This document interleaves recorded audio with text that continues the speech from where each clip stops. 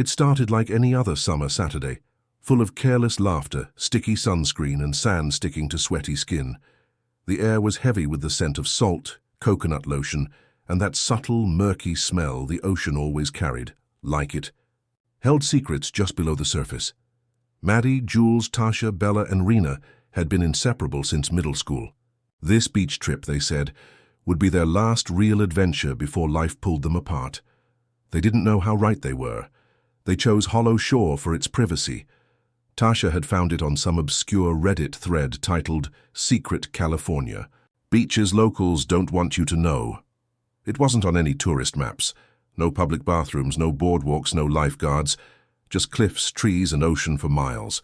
The kind of place where a person could disappear and no one would notice. Until the vultures came circling. The girls piled into Maddie's dented silver Civic just after 9 a.m.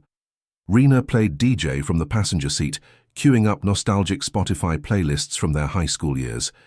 The mood was electric, buzzing with freedom, memories, and that bittersweet feeling that comes with knowing things were about to change. They reached Hollow Shore by 10:15. To get to the beach, they had to walk half a mile through a dense thicket of coastal pines and overgrown brush. It was quiet out there. So quiet, in fact, it made Bella joke that it felt like they were walking into a horror movie. Maddie rolled her eyes. "Don't jinx it," she said. "This is supposed to be our perfect day." They laid out towels on the sun-warmed sand, cracked open their coolers, and settled in.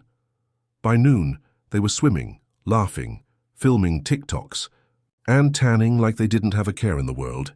The sea was calm, the waves gentle, the weather perfect.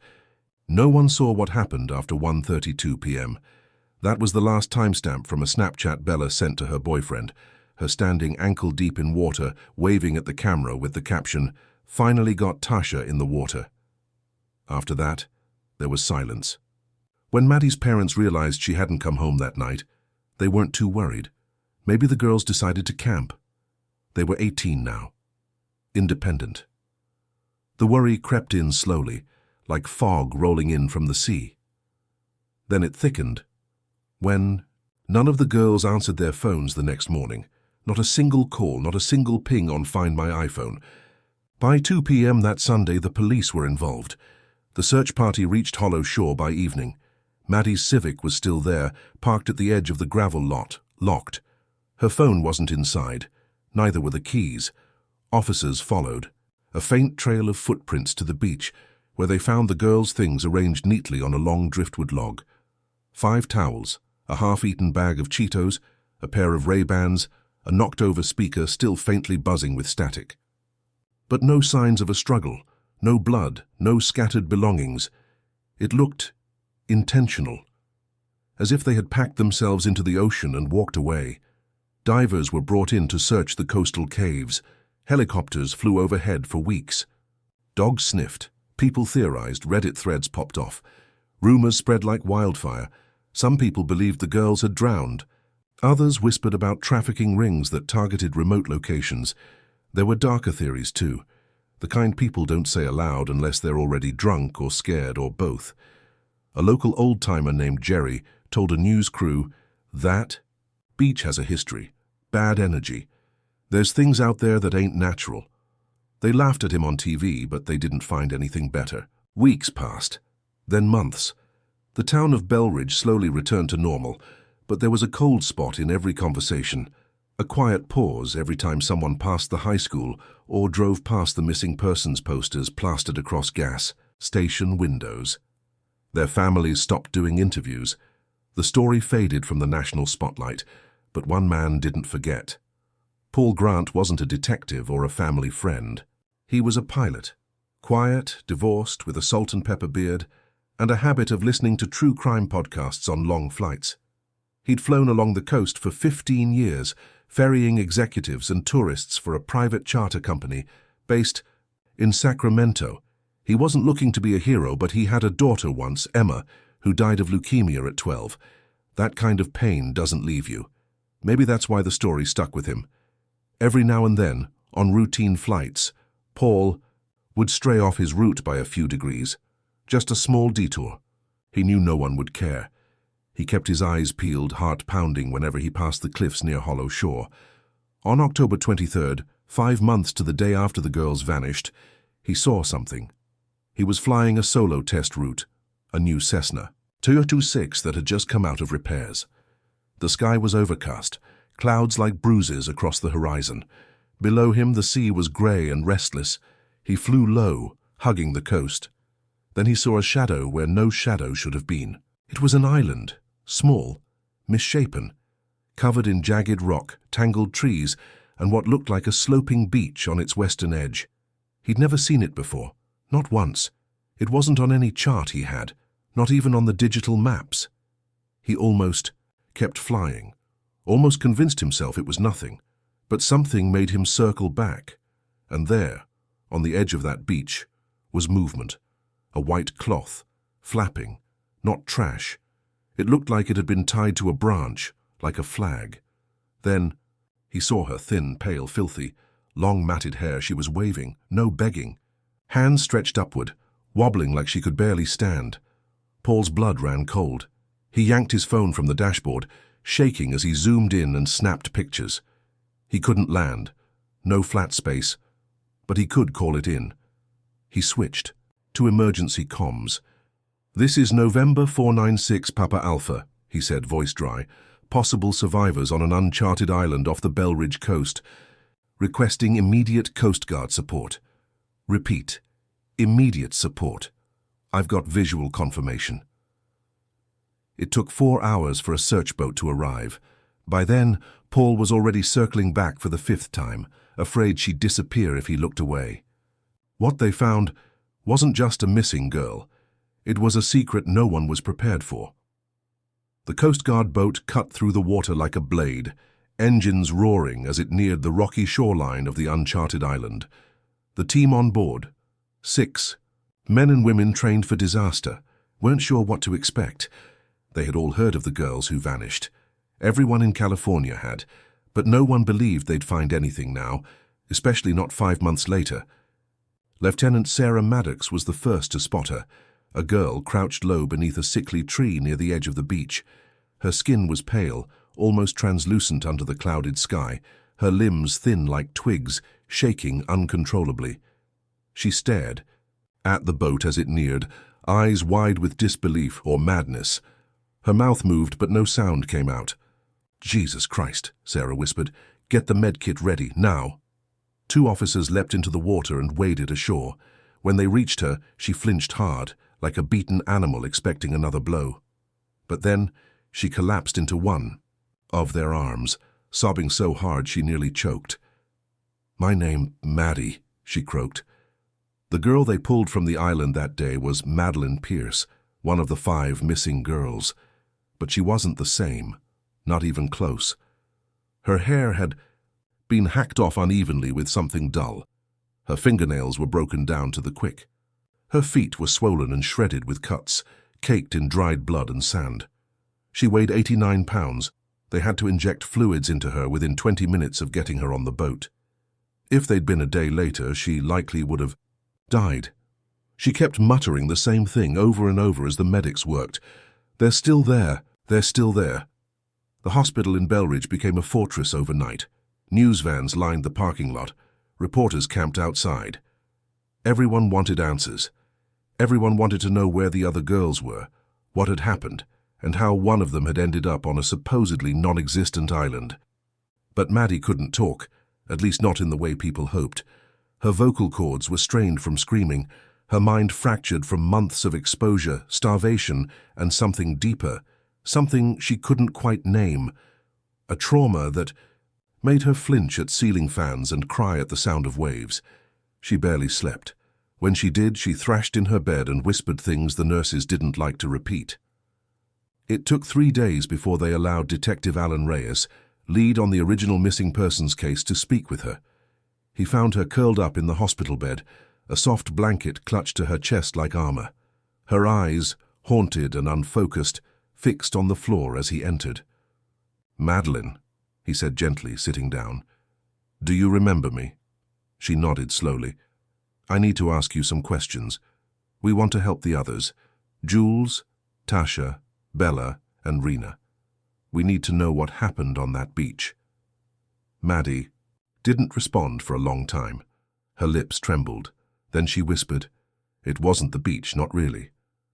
"What do you mean?" Her eyes flicked up to his face. "The island, it pulls you. You don't walk to it. You wake up there." Detective Reyes blinked. "What?" "We were on the beach," she said. Her voice was raspy, like she was speaking through sandpaper. "Just lying there. I remember closing my eyes for a second, just 1 second, then we were there. All 5 of us, on the island. No memory of how." "You're saying you don't know how you got to the island? No boats, no planes, no waves crashing, just sleep, then silence, then jungle." Reyes tried to remain calm. "Did someone take you there?" She laughed, hollow and without joy. "It wasn't someone, it was something, and it doesn't want us to leave." That night, Reyes sat in his car for almost an hour, trying to process her words. He didn't believe in the supernatural. His world was facts, evidence, patterns, but nothing about this case had followed any kind of pattern. A missing island, a girl with no signs of physical abduction, no drug traces, no boat residue, and yet she insisted, swore there were no people involved, just something that pulls you. He got approval to speak with Paul Grant, the pilot who had spotted Maddie. Maybe the man had seen more than he'd said in his radio report. They met at a small diner on the edge of town. Paul looked exhausted, like the kind of tired that seeps into your bones. He slid a small flash drive across the table. "These are the pictures I took from the plane," he said. "Not sure if they'll help, but there's something off about them." Reyes plugged the drive into his laptop. The first few shots were what you'd expect, blurry zoom-ins, the figure on the shore, the makeshift flag, but the 5th image made him pause. Behind Maddie, maybe 20-30 feet up the beach, was something standing. It was hard to see at first, blurred by movement and shadow, but definitely not a tree, definitely not a person. Something tall, thin, wrong. Reyes leaned in. "What the hell is that?" "I don't know," Paul said, but I circled back. A minute later, it was gone. Meanwhile, Maddie wasn't getting better. She kept a journal the nurses gave her. She'd scribble in it late into the night, tearing pages, sometimes blacking out whole sections with a pen until the paper ripped. One night, Nurse Alexis glanced at a page while changing her IV. What she saw made her freeze. The journal was filled with drawings, not of people, but of trees, roots, vines that looked like veins, eyes in bark, and at the center of every page, a shape, long, eyeless, boneless, a figure made of shadows and tendrils. Under one of the sketches, in jagged, block letters Maddie had written, "It comes when you sleep, it doesn't let you die, it just waits." The Coast Guard began prepping a return mission. The island had to be explored. The others might still be alive. Maddie's words, disjointed as they were, suggested the girls were being kept there. But kept by what? A military reconnaissance. Drone was sent out first. Reyes watched the footage with the rest of the team. The island wasn't large, maybe half a mile across. Thick jungle covered most of it. But when the drone passed over the northern end, the signal cut out completely, for 5 full seconds. When it resumed, the GPS had reset itself, marking the island as open ocean. The feed was scrambled, but not entirely. On the last frozen frame stood something at the edge of the jungle. Tall, still, watching. The boat pushed off from Belridge Harbor just before dawn. The sky was a bruised purple, the sun still buried beneath the sea. On board were 7 members of the Coast Guard's Special Recon Unit, 2 contracted survival specialists, a marine biologist, and Detective Reyes, who, against every protocol and recommendation, demanded to be on this mission. They weren't going in blind. They had Paul Grant's aerial photos, Maddie's journal, now digitized and cross-referenced by forensic psychologists. They had satellite images showing inconsistent weather patterns above the island, like the clouds refused to form properly over its surface.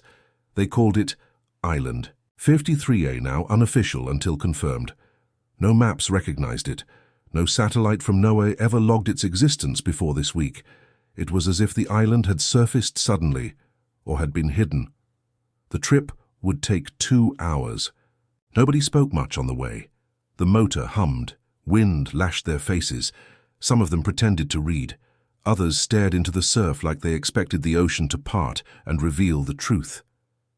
Reyes sat quietly, holding Maddie's journal like it was some sacred text. He flipped to a page he hadn't looked at before, a simple phrase scrawled in the center of the paper, surrounded by frantic red ink. It doesn't like fire. When they reached the island, everyone felt it. The air was different, heavier, humid even though the sun was barely up. The trees looked wrong, bent, almost as if they were listening. The sand wasn't soft. It crunched, brittle beneath their boots like bones and dried coral. The beach was empty, save for the remnants of the white cloth Paul had seen. It was shredded now, torn and dirty, barely clinging to the branch it had once waved from.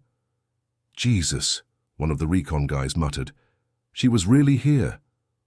They fanned out quickly, establishing a perimeter.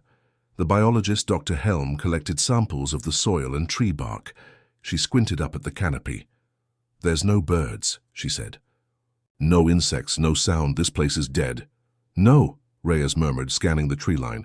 Not dead, watching. The group pressed into the jungle. The path, if it could be called that, seemed almost carved. Not natural, but not man-made either. Like something large had moved through here again and again, flattening the earth, brushing aside branches without breaking them.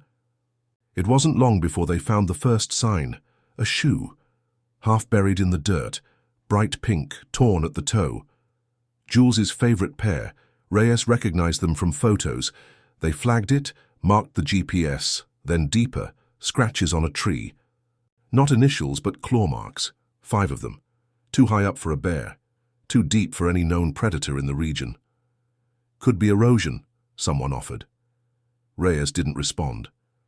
He was staring at a piece of cloth hanging from a branch nearby, a strip of denim, Bella's shorts, he thought, the same ones from the last beach photo.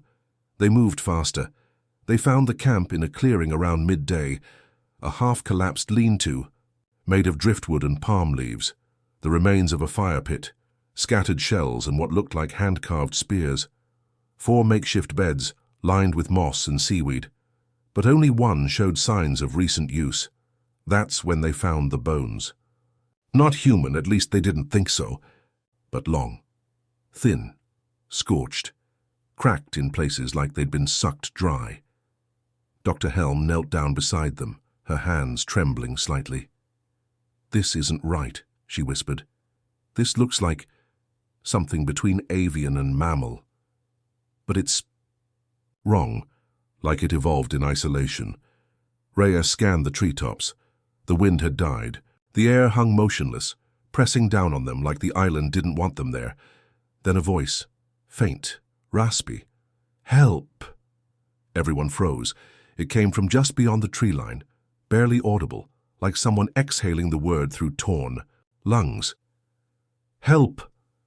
They moved fast, weapons drawn, cameras recording. One of the recon guys activated his body cam and led the charge through the trees. And there she was, Rena, barefoot, filthy, half naked except for a rotted tank top and tattered shorts. She leaned against a tree, blinking at the group like they weren't real. Rena, Reyes shouted, you're safe. We're here to help. She screamed, a long, guttural sound that didn't sound human. It tore from her throat like it had been trapped for months. No, she shrieked, you can't stay, it's still...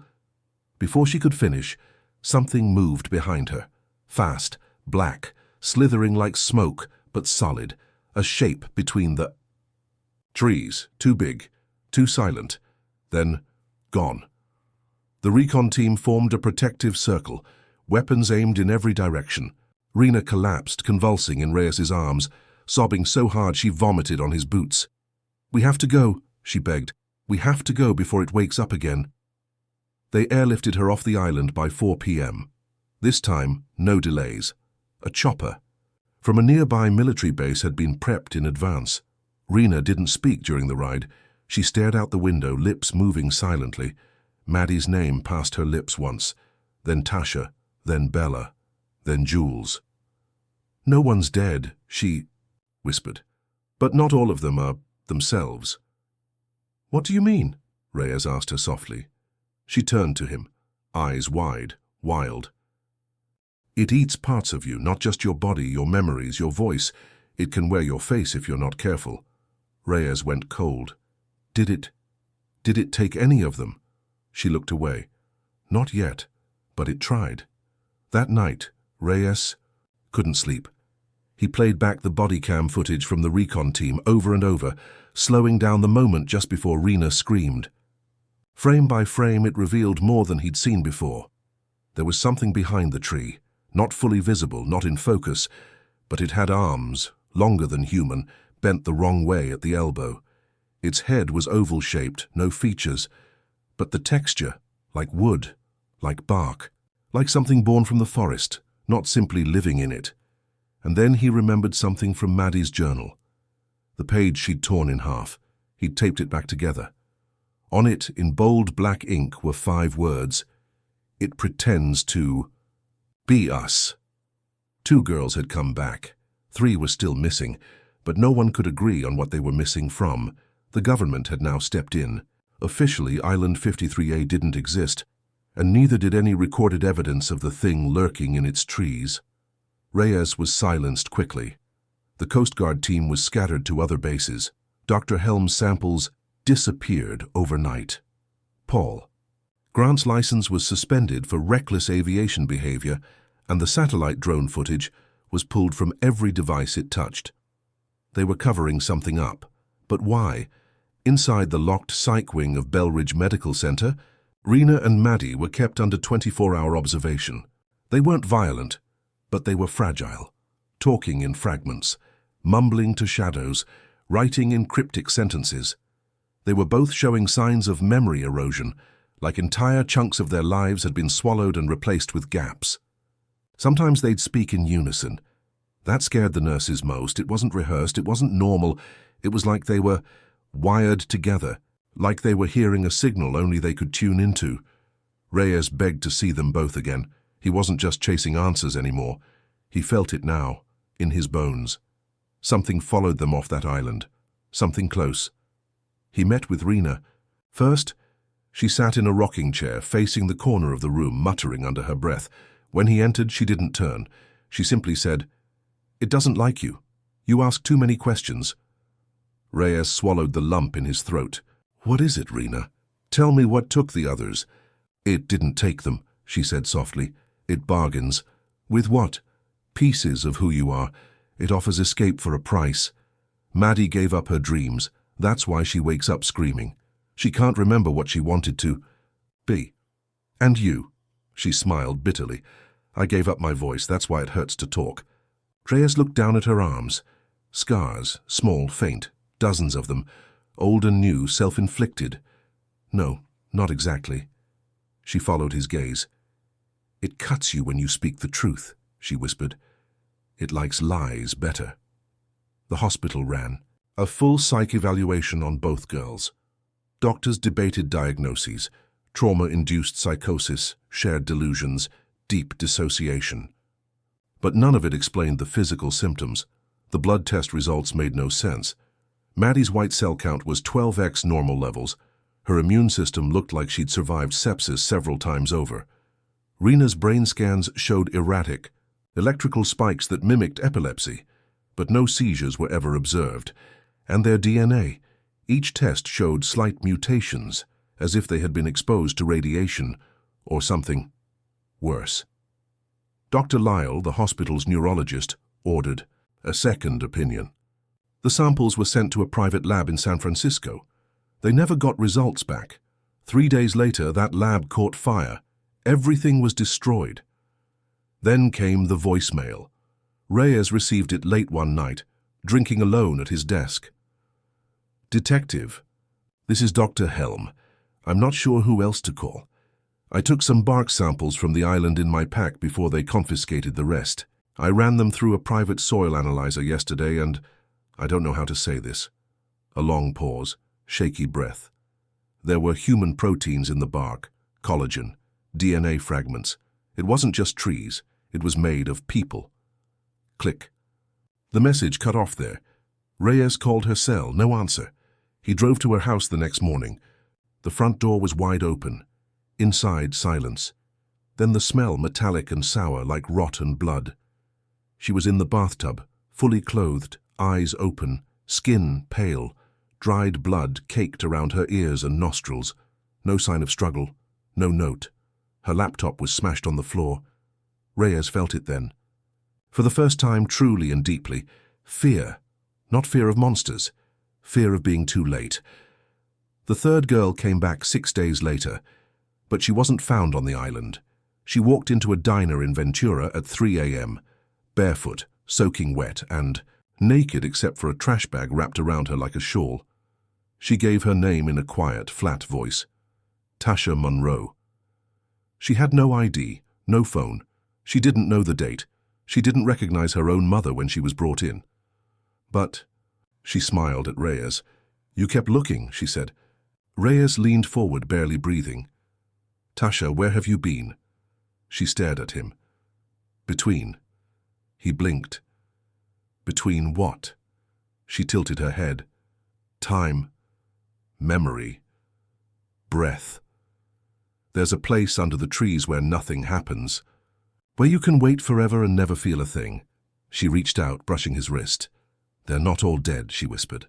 But you won't like what's left of them. Reyes drove straight to the hospital. He needed Maddie and Rena together. He needed answers. The girls hadn't seen each other since their rescues, by medical order. But Reyes didn't care. Anymore. They were going back to the island. The 3 girls were brought into the same room. There was a strange silence at first. Not a reunion, not joy. Just stillness, recognition, like survivors of the same fire, seeing each other's burn, scars. It's changing, Tasha said suddenly. Maddie nodded. It's angry. Rena flinched. It's here. Reyes felt the air shift, cold. The ceiling light flickered. The hallway beyond the room creaked without footsteps. Maddie stood. Up. You don't have much time, Detective. Time for what? She stepped closer. It let us leave because it wants you next. He took a step back. Why? Rena answered, voice barely a whisper. Because you don't believe in monsters, and that makes you easy to fool. Detective Reyes barely made it home that night. His hands wouldn't stop shaking. His mouth was dry. Everything felt off, as if something was constantly in the corner of his eye but vanished every time he turned. The words kept echoing. It let us leave, because it wants you next. He sat on his couch in the dark for hours. The television flickered on by itself once, static. His phone buzzed with no caller. He stared at his reflection in the mirror for too long, and for just a second thought he saw someone else blink. He knew what this was. The beginning of possession, or madness, maybe both. And still, he didn't stop. The next morning, he requested classified access to the flight logs, drone footage and incident reports from the island recovery. He expected resistance. What he didn't expect was silence. No records, no evidence, no names. The mission had been erased. Even Rena, Maddie and Tasha's files were marked as psychological delusion cases unrelated to any verified event. The island had been made invisible, or it had made itself invisible. He returned to the girls on a hunch. Something had started to connect in his mind, slowly like puzzle pieces forming a face he didn't want to see. They were drawing again, all 3 of them, dozens of pages, lines like tree roots, spirals like fingerprints, symbols that resembled both circuit boards and ritual marks, the kind of things that felt too familiar, even though no one could explain why. What do these mean? Reyes asked. Rena didn't answer. Maddie pointed to one. That's where we first saw it, she said. In the hollow, it was sleeping, or pretending to. Where is that? She handed him the drawing. It showed a crude map of the island, but with a gaping black void in the center. No trees, no cliffs, just a circle labeled with 4 words, the place that forgets. Reyes took the drawing to Dr. Helm's old colleague, a retired anthropologist named Marion Dean. She studied the symbol in silence for nearly 10 minutes, flipping through old notebooks and texts until she found something in a weathered folder, titled Pre-Colonial Pacific Cults. This, she said, tapping the circle, is almost identical to what they used to call the Moor, a mythical zone where time didn't work right, where travelers lost names, language, and memory. Some tribes said it was a punishment, others said it was a prison. For what? She looked up at him. A god, or something older than one. That night, Reyes dreamed. He was standing on the beach at Hollow Shore, alone. The waves weren't moving. The wind had stopped. The sky was a grey ceiling, flat and unbroken. Something called to him from the trees, a whisper in a voice that sounded like his father's, then his ex-wife's, then Emma's, his daughter. He turned toward the forest, eyes burning with tears. There she stood, Emma, pale, smiling, arms outstretched. "Come with me, Daddy." He took one step forward, then another, and then the trees opened like a mouth. He woke up screaming, not because of the dream, because his phone was vibrating. A message, unknown number, no text, just a photo, aerial footage of the island. But new, taken within the last 24 hours, dated and time-stamped, and in the clearing near the moor, the same black spot Maddie had drawn, stood two girls. One had Bella's hair, the other Jules's build. But they weren't facing the drone. They were looking up at it and smiling. Reyes didn't wait for clearance this time. He contacted Paul Grant directly, who had lost everything for speaking the truth. The man had nothing left to lose. "I'll fly you," Paul said, "but if we land, we may not leave." "I'm not leaving them behind," Reyes answered. "You think they're still alive?" Reyes was quiet. "I think what's wearing their faces is waiting for me." They left at midnight. The sky was cloudless, stars pinpricked above like eyes. The plane rattled with the wind as it approached the coordinates from the photo. There it was, the island. But different. It was growing. The shape had changed. Trees spilled out wider. The dark central hollow was pulsing like a living thing breathing. The drone image had not lied. And at the shore stood someone, waiting. They landed on a rough patch of ground near the edge. Paul stayed with the plane, engine running. Reyes walked forward alone. The figure stepped out from the trees. It looked like Jules. Same face, same necklace, same lopsided walk, but her eyes were wrong, too dark, too empty, too still. "Detective," she said, smiling with teeth too white. "I came for them," he said. "Where are they?" "We're here," she said, but not like before. "Where's Bella?" The Jules thing tilted her head. "She opened the door. Now the door is always open." He took out the drawing Maddie had made. "This place. The moor. What is it?" Her smile widened. "It's the real world. Yours is the dream." Reyes stepped closer. "Then wake me up." The creature's eyes narrowed. "No, not yet. First, you have to forget something you love." He blinked. "What?" "You don't leave unless you give it something. That's the rule." Behind her, the trees opened, and Reyes heard Emma again. "Come with me, Daddy." The forest swallowed him whole. Reyes stepped past the creature wearing Jules's face, heart pounding, legs stiff with dread. The path ahead wasn't really a path. It formed for him as he moved, branches slinking away like frightened limbs, the air tightening around him with each step. Behind him, the fake Jules didn't follow. She just stood there, her grin fading, her hands falling to her sides like a marionette waiting for someone to pull the strings again. Reyes pushed forward. The trees grew stranger, twisted like bone. The bark glistened with a sheen like oil, and he swore he saw faces in the wood, features half-formed, mouths slightly open, eyes bulging from knots like souls trapped in timber. Whispers started. At first they sounded like wind brushing leaves, but then they said his name. "Reyes." He paused. The voices shifted. Emma again, then Maddie, then Bella, then his own, begging, screaming, telling him to turn around.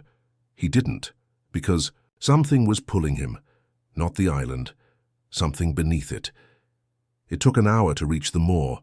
The trees ended suddenly, like they refused to get closer. The jungle gave way to a massive depression in the earth, perfectly circular, nearly 60 feet across. Nothing grew here, no moss, no bugs, just cracked dirt and bones, so many bones, not just animals. Human fingers, ribs, skulls caved in like cracked porcelain, some fresh, others ancient, all twisted, warped like they'd been screaming when they died. And in the center, rising out of the ground like a statue of rot, Bella, or what was left of her. She stood on a mound of roots, naked, skin painted in lines of black ash and blood. Her eyes were open but empty. Her lips were stitched shut, and behind her, the ground breathed. A slow sucking inhale, a gurgling wet exhale. It was alive, and it was watching him. He tried to speak. Bella. Her eyes twitched, then her hands rose, like a puppet forced to move. She pointed at the ground beneath her feet, at the mouth. No, Reyes whispered. The earth split, not wide, just a crack. But from it came a sound he would never forget. It was laughter, but not human, not joyful. It was mockery. The sound of something that had waited for centuries and now had found a perfect joke to tell. Him. Reyes staggered back. Bella began to convulse. Her arms stretched unnaturally. Her jaw tore free from the stitches, mouth opening far too wide. A scream ripped from her throat, high, shrill, wrong. And then came Jules, walking out of the trees behind him. But she wasn't smiling anymore. She was crying. "Don't look at it," she sobbed. "Don't listen, it turns you inside out." "Jules," Reyes turned toward her. "Is that really you?" She nodded, slowly, eyes full of pain. "I gave it everything but my name. That's the only thing that kept me, mostly me." He stepped forward. "Then help me bring you home." She laughed bitterly. "There's no home. You think this ends here? It only started with us." "What do you mean?" She pointed up. The sky, grey moments ago, had turned black, and from above, roots were falling. Not vines, not branches, roots, like the island wasn't rooted to the sea floor, but to something higher, something beyond. Suddenly everything moved. The trees twisted, the dirt cracked, the bones shook. The island wasn't land, it was body, living, sleeping, waking, and Reyes was inside its throat. Bella began to rise. Not float, rise, as if being lifted by unseen strings, and her mouth opened again. But this time it wasn't her voice. It almost was his daughter's. "Come with me, Daddy." Reyes fell to his knees. He couldn't breathe, he couldn't think. Her voice, Emma's voice, was inside his head, pulling at every cell in his body. He wanted to move toward her, wanted to forget the job, the world, the pain. The island whispered, "Forget her death. She lives here now. Give us that pain. Give us that piece of you." Reyes reached into his pocket. The drawing. Maddie's words.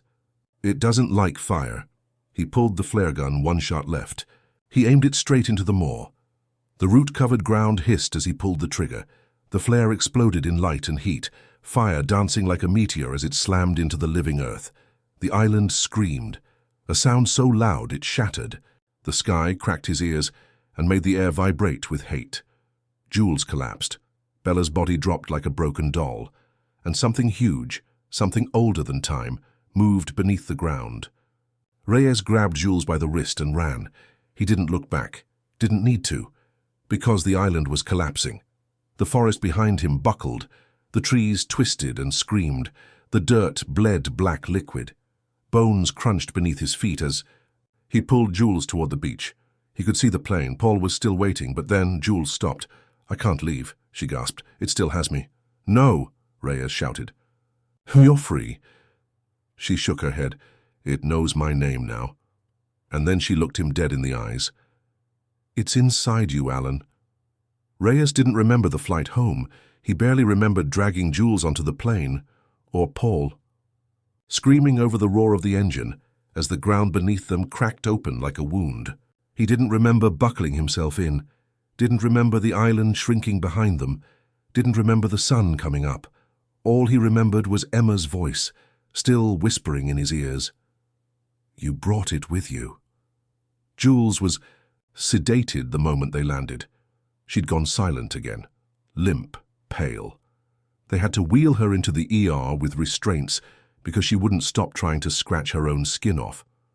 Reyes insisted on staying with her, but the doctors refused. You're compromised, they said. You need a psych eval. He laughed in their faces. Compromised. He had no idea how deep it went. Because that night when he went home, he found roots growing through his kitchen floor. Tiny ones at first. Pale, wiry things threading up through the tile cracks. By morning, they were thicker, wriggling, hungry. He tried burning them. It worked, sort of.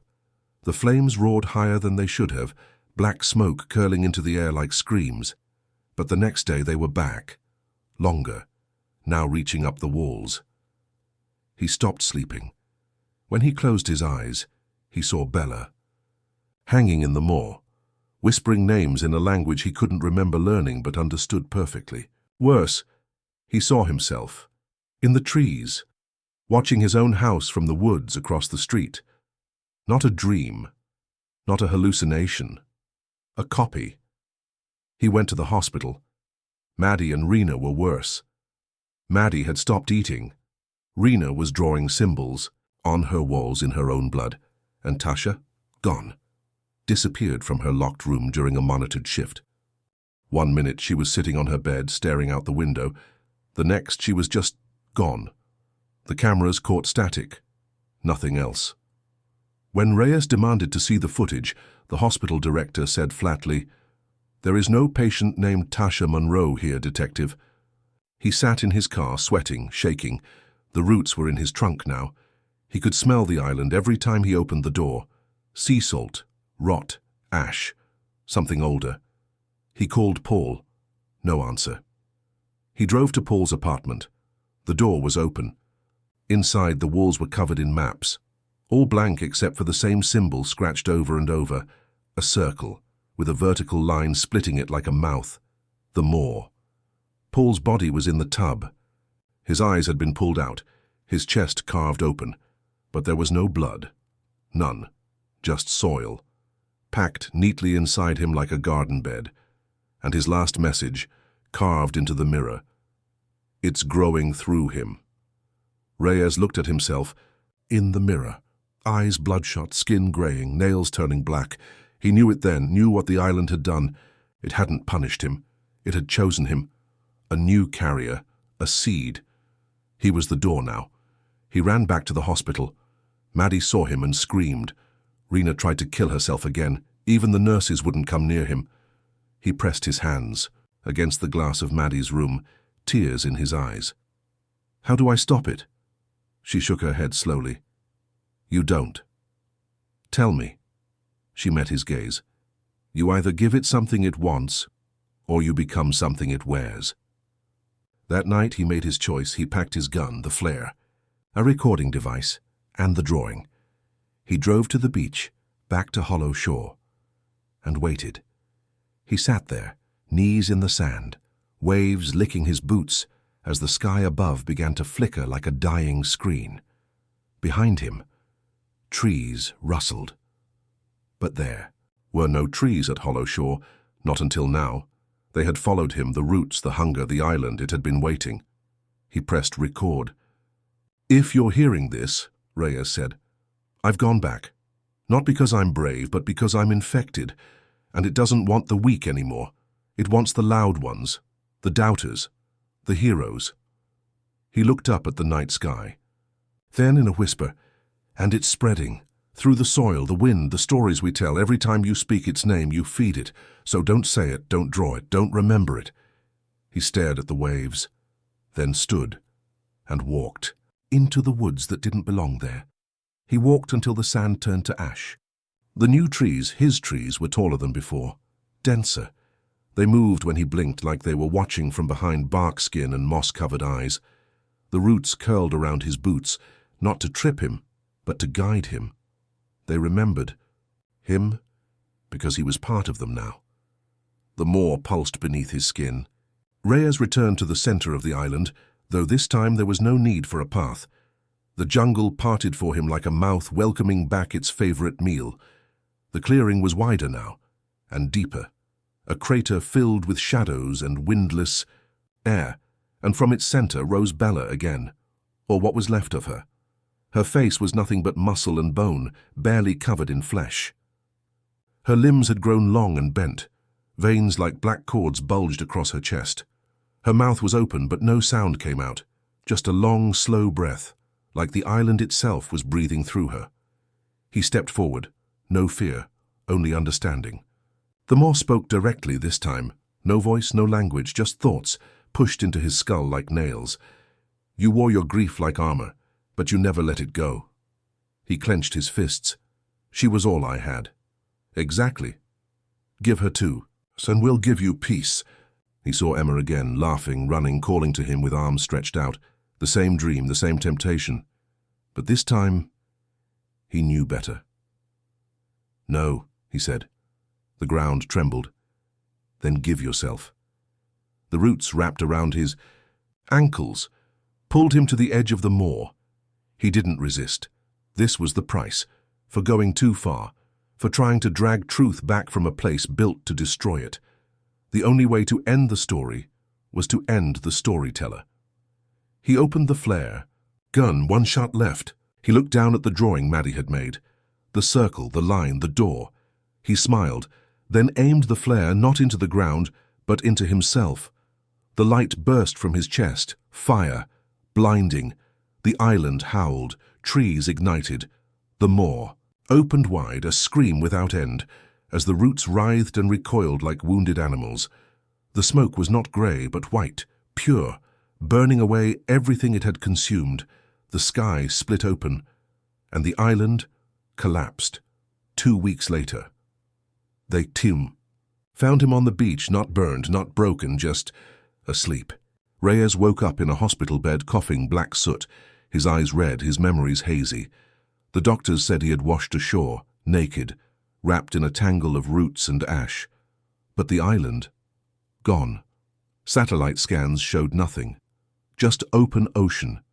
Not even a ripple to suggest land ever existed there. Maddie, Rena, and Jules all recovered in the weeks after. No more nightmares, no more drawings. Like the grip had been broken. The hospital cleared them. They didn't remember everything, but they remembered enough to never speak of it again. Tasha was never found. Her name faded from records like someone erased her on purpose, but Reyes remembered. And every year, on the anniversary of the vanishing, he returns to Hollow Shore. He sits by the water and listens, because sometimes, if the wind is just right, he hears roots shifting beneath the waves and a voice that sounds like Emma, whispering from a place no map dares show.